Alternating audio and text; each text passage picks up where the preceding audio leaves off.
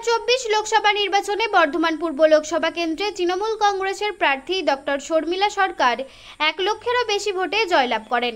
আর সেই আনন্দে পূর্ব বর্ধমান জেলার মেমারি 1 নম্বর ব্লক তৃণমূল কংগ্রেসের উদ্যোগে আজ তাঁতিবাসকা, পূর্ণগ্রাম ও বড়র সহ বিভিন্ন জায়গায় সকল তৃণমূল কংগ্রেসের কর্মী ও ভাই বোনদের সঙ্গে নিয়ে বিজয় উৎসবের মধ্য দিয়ে এলাকার মানুষকে শুভেচ্ছা জানালেন।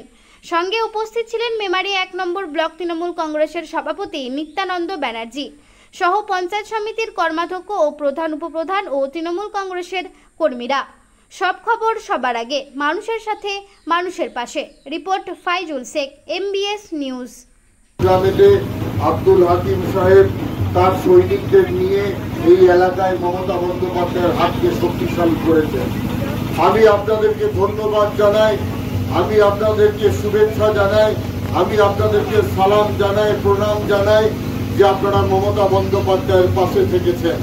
গোটা ভারতবর্ষের সম্প্রীতি রক্ষা করতে, পশ্চিমবাংলার মানুষের উন্নয়নকে ত্বরান্বিত করতে এবং প্রতিটা পরিষেবা বাড়িতে বাড়িতে পৌঁছে দেওয়াটাকে অব্যাহত রাখতে আপনারা সকলে এই 2024 লোকসভা নির্বাচনে মমতা বন্দ্যোপাধ্যায়কে সমর্থন করেছেন।